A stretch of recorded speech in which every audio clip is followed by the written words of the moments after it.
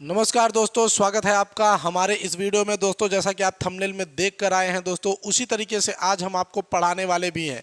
अक्षीय स्थिति में विद्युत क्षेत्र की तीव्रता, विद्युत द्विध्रुव के कारण।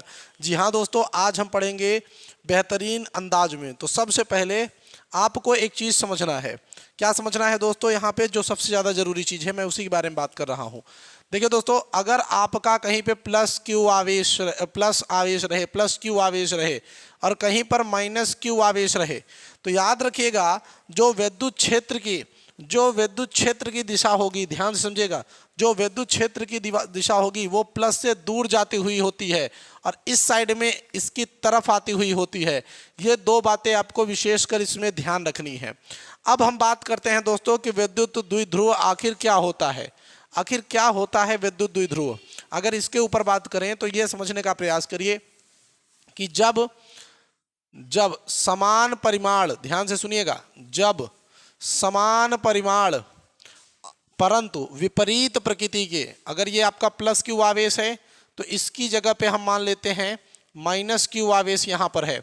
जब दो समान परिमाण के परंतु विपरीत प्रकृति के दो आवेश एक दूसरे से अल्प दूरी पर रखे हों तो उसे हम विद्युत द्विध्रुव कहते हैं। दोस्तों, यदि आपको नोट्स बनाने हैं तो आप हमारी वीडियो को पॉज करेंगे तो ऊपर आपको CC कैप्शन का एक बटन दिखेगा, आप उसको ऑन करिए। वहां से आपको सारी हिंदी आपको लिखी लिखी वीडियो में आती रहेगी, जिसके कारण आप आसानी से नोट्स बना सकते हैं। ठीक दोस्तों, याद रखिएगा। तो प्लस क्यू और ये माइनस क्यू समान परिमाण परंतु क्या है दोस्तों, विपरीत प्रकृति। ध्यान से समझिएगा, तो ये आपके क्या कहलाएंगे, विद्युत द्विध्रुव।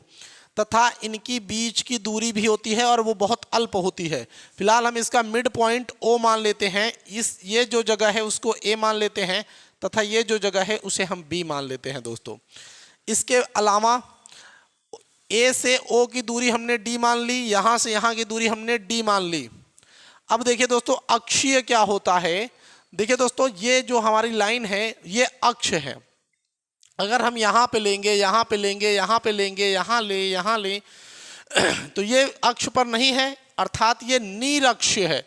परंतु अगर हम यहाँ पे कोई एक बिंदु ले रहे हैं तो ये इसके अक्ष पर होती हुई जा रही है, तो इसी बिंदु को हम अक्षीय कहेंगे और यहीं पर हमें विद्युत क्षेत्र की तीव्रता ज्ञात करनी पड़ती है। ठीक दोस्तों, एकदम समझ में आ रहा होगा आपको। तो यहीं पर हमें विद्युत क्षेत्र ज्ञात करना होता है। अब देखिए होता क्या है, हमारे पास यहाँ पे प्लस क्यू है और ये आपके पास माइनस क्यू है। एकदम क्लियर। तो हो के क्या, अगर आप चाहें तो यहाँ पे माइनस क्यू रख सकते हैं, वहाँ पे प्लस क्यू रख सकते हैं। आप जैसा चाहें वैसा कर सकते हैं, ये आपके ऊपर है, चाहे जैसा करिए आप। अगर आप यहाँ पे प्लस क्यू रखें, माइनस क्यू रखें, कोई दिक्कत नहीं।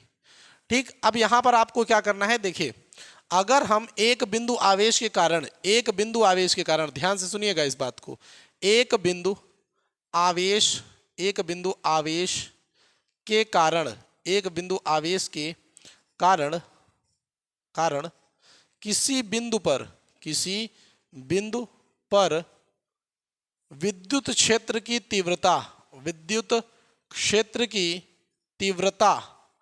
तीव्रता का सूत्र देखें। हम एक बिंदु आवेश के कारण किसी बिंदु पर विद्युत क्षेत्र की तीव्रता का सूत्र देखें तो वो क्या होता है दोस्तों, वो होता है E बराबर 1/4 पाई एप्सिलॉन नॉट, जिसे हम K के नाम से भी संबोधित करते हैं, कांस्टेंट है, Q/R² होता है। ठीक, और यहाँ पर हम इसे सदिश, यानी यहाँ पर हम इसकी दिशा भी लिखेंगे साथ ही साथ। ठीक दोस्तों, क्योंकि एक सदिश राशि भी होती है ये। अब देखिएगा, यहाँ पे ध्यान दीजिएगा, विद्युत क्षेत्र की तीव्रता का अगर हम निकालेंगे तो हम यहाँ पे देख सकते हैं कि प्लस क्यू के कारण P पर, ध्यान दीजिएगा, हम यहाँ पे लिख सकते हैं कि प्लस क्यू के कारण बिंदु P पर विद्युत क्षेत्र की तीव्रता, ध्यान से समझिएगा इस सवाल को। देखिए दोस्तों, होता क्या है कि हमें प्राप्त करना है कि P पर कितनी विद्युत क्षेत्र की तीव्रता है। तो पहले हम इसके द्वारा इस पर ज्ञात कर लेंगे, फिर इसके द्वारा इस पर ज्ञात कर लेंगे, फिर दोनों का परिणामी विद्युत क्षेत्र की तीव्रता निकाल लेंगे, जिससे कि हमारा उत्तर आ जाएगा दोस्तों। आया बात समझ में? तो यही हम करेंगे। तो प्लस क्यू के कारण बिंदु पी पर विद्युत क्षेत्र की तीव्रता अगर हम देखें तो ध्यान से सोचिए कि हमें यहां से यहां तक की दूरी भी पता होनी चाहिए भाई, सीधी सी बात है। क्यों पता होनी चाहिए सर? क्योंकि यहां पे अगर हम E1 निकाल रहे हैं तो सूत्र तो आपके पास है और R आपको पता करना है। तो हमें क्या होता है भैया कि यहां से यहां तक की जो दूरी होती है, इस O से यहां तक की जो दूरी है, ये हम R मान लेते हैं। क्या मान लेते हैं? R मान लेते हैं। तो यहां पे हम क्या लिख सकते हैं? K, ध्यान दीजिए, हम यहां पे लिख सकते हैं K Q अपान R स्क्वायर, हम लिख सकते हैं अपान R स्क्वायर। आप भी इस चीज को समझ रहे हैं, अपान R square.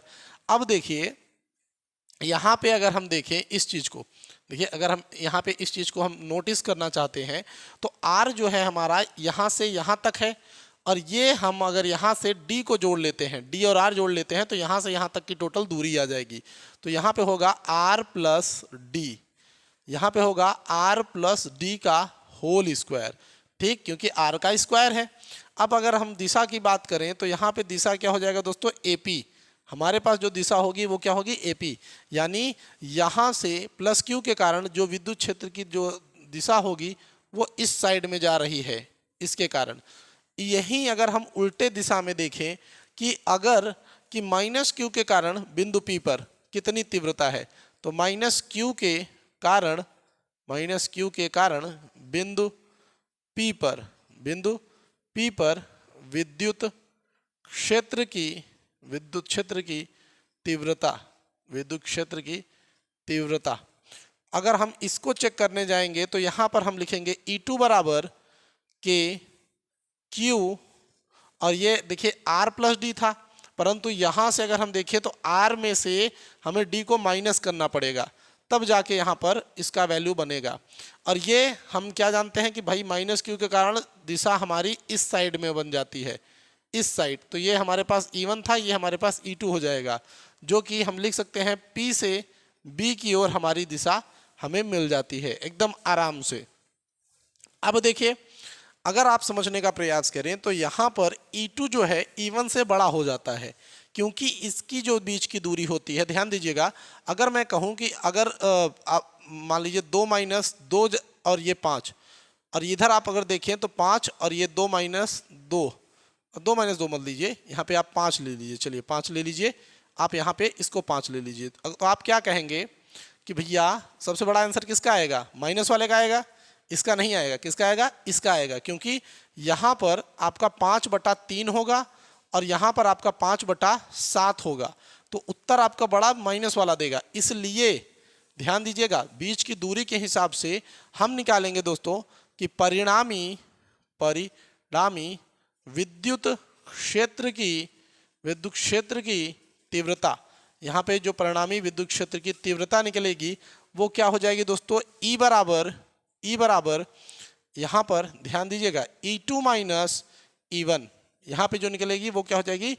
E2 minus E1, ठीक, जिसके कारण अब देखिए क्या बनेगी हमारी। अच्छा, हम यहाँ पे लिखेंगे E बराबर E2 का जो वैल्यू है वो हम लिख सकते हैं दोस्तों, क्या हम लिखेंगे? के Q अपान R माइनस D का होल स्क्वायर, माइनस उसके बाद E1 का जो वैल्यू है हमारे पास Q अपान R प्लस D का होल स्क्वायर, ये हम लिखेंगे यहाँ पे। इतना समझ में आया? अब उसके बाद हम लिखेंगे E बराबर ध्यान दीजिएगा, हम यहाँ से इसको और इसको कॉमन निकाल लेंगे, तो K और Q कॉमन हो गया, जिसके कारण 1/R माइनस D का whole square minus 1/R plus D का होल स्क्वायर, ये अंदर बचा। ठीक दोस्तों, अब देखिए अगर आप यहाँ समझना चाहते हैं तो थोड़ा यहाँ पे ध्यान दीजिएगा। अब देखिए ये हमारे पास अभी इधर क्या है? E बराबर KQ बाहर की तरफ है, हम इसको इधर लेके आएंगे तो यहाँ हो जाएगा R प्लस D का होल स्क्वायर, इसको इधर लेके जाएंगे तो ये हो जाएगा R माइनस D का होल स्क्वायर बटा, इसको और इसको लिखेंगे तो दोस्तों ये हो जाएगा R पे घाते 4 माइनस D पे घाते 4, क्योंकि आप अगर ध्यान दें तो ये R पे घाते 4 माइनस D पे घाते 4 का क्या लिखा है दोस्तों? सूत्र ही लिखा है। तो इसलिए हम इसको इस तरीके से ऐसे लिख देंगे।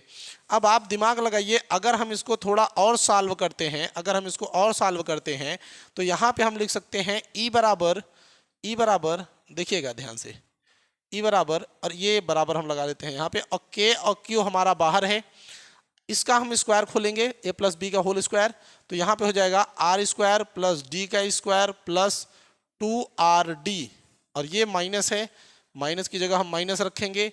उसके बाद देखिए यहाँ पे क्या होगा, आर स्क्वायर प्लस डी का स्क्वायर माइनस 2RD, ये हो जाएगा। और नीचे आपका बचा रह जाएगा दोस्तों आर पे घाते 4 माइनस डी पे घाते 4, ये हमारे पास यहाँ पे रहेगा। फिर उसके बाद अगर आप देखें तो ये आपको और अच्छे से मैं एक्सप्लेन करूं, जब ये ब्रेक माइनस है, ये आपका माइनस है और ये आपका टोटल ब्रैकेट है, जब इसका गुणा इसमें होना शुरू होगा तो यहाँ से चिन्ह बदलना शुरू हो जाएगा दोस्तों। अब वो चिन्ह किस प्रकार से बदलेगा, थोड़ा ध्यान दीजिएगा, वो चिन्ह किस प्रकार से बदलेगा, ये रहेगा आर पे घाते 2 प्लस डी पे घाते 2 प्लस 2RD, ठीक, माइनस आर स्क्वायर यहाँ पे, और ये प्लस है तो यहाँ पे माइनस डी पे घाते 2, ये आपका माइनस था, ये प्लस हो गया 2RD, बटा आपका बचा दोस्तों आर पे घाते 4 माइनस डी पे घाते 4, ये हमारे पास बचा। अब अगर आप ध्यान दें दोस्तों तो आपको एक चीज़ समझ में आएगा कि ये आर स्क्वायर इस आर स्क्वायर को काट देता है, ये डी स्क्वायर इस डी स्क्वायर को काट देता है। यहाँ पे हमारे पास अब जो आ रहा है वो क्या आ रहा है दोस्तों, ध्यान दीजिए, ये 2RD, तो ई बराबर के क्यू 2RD, और ये 2RD मिलके हो गया दोस्तों क्या 4RD। नीचे क्या बचा हुआ है, आर पे घाते 4 और माइनस डी पे घाते 4, ये हमारे पास अभी के लिए ये बच के। अब यहाँ पे थोड़ा सा हम इधर देख लेते हैं दोस्तों, ध्यान दीजिएगा, ये जो हमारा E बराबर Q आया है, ध्यान दीजिए, जो हमारा E बराबर ये EQ आया है, इसको थोड़ा सा हम मॉडिफाई करते हैं। यहाँ पर देखिए दोस्तों E बराबर EQ जो है, यहाँ पे हम क्या लेते हैं, इसको हम थोड़ा सा मॉडिफाई करेंगे, तो यहाँ पे हो जाएगा K, इसको हम अगर अंदर लेके जाते हैं दोस्तों तो ध्यान दीजिए, हम इस 2 को तोड़ेंगे और यहाँ पे बनाएंगे 2, Q को लेंगे और यहाँ से D को लेंगे, तो 2QD ले रहे हैं, ठीक, यहाँ पे 2D और ये Q, ये पूरा सूत्र देखिए दोस्तों, 2QD कह लीजिए चाहे जो कह लीजिए, ये हमारे विद्युत द्विध्रुव का सूत्र होता है P का, ठीक दोस्तों। और यहाँ से हमारे पास 2R अभी और अलग बचा हुआ है, हमने क्या किया, K और इसको 2 को तोड़ा, ये 4 को तोड़ा हमने 2 और 2 में, D को यहाँ पे रखा, Q को इसके साथ रखा, और यहाँ पे हमने जो 2 बचा हमारे पास वो R के साथ रख दिया। नीचे हमने क्या किया, R4 माइनस डी पे 4, ये किया, ठीक। अब यहाँ से देखिए, अब आगे हमने क्या किया, जब हम इसको वापस रखते हैं तो ये E बराबर K तो पूरा बचा हुआ है हमारे पास, यहाँ पे हो गया क्या दोस्तों P, और ये आपका 2 और R, और नीचे है दोस्तों R पे घाते 4 माइनस D पे घाते 4, ये बचा। हमें पता है कि इस R की तुलना में ये D बहुत छोटा है, क्योंकि विद्युत द्विध्रुव के बीच की दूरी बहुत अल्प होती है, तो यहाँ पे हम लिखेंगे कि R बहुत बड़ा है D से, ठीक। अतः D नगण्य है, D क्या है, नगण्य है, यानी न गिनने योग्य है, इस तरीके से हम लिख सकते हैं। तो यहाँ पे अगर हम D को जब गायब कर देते हैं तो ऊपर क्या बचेगा, देखिए E बराबर K, ठीक, यहाँ पे E बराबर K। अब देखिए ये क्या है, 2P है कि नहीं है ना, तो यहाँ पे हम लिख सकते हैं 2PR, और नीचे क्या है दोस्तों, R पे घाते 4, एक घात से एक R आपका कट गया। उसके बाद आपके पास क्या बचा, E बराबर K 2P, देखिएगा 2P, और ये आपके पास R पे घाते 3। यही दोस्तों आपको सिद्ध करना था, जो यहाँ पर आपको दिख रहा है, E बराबर K 2P R पे घाते 3, जो कि विद्युत क्षेत्र की तीव्रता है अक्षीय स्थिति पर। दोस्तों इतना ही आपको करना है और बेहतरीन ढंग से ये खत्म हो जाता है। दोस्तों वीडियो कैसी लगी ये ज़रूर बताइएगा, हम आपसे मिलेंगे अगली वीडियो में, तब तक के लिए जय हिंद जय भारत।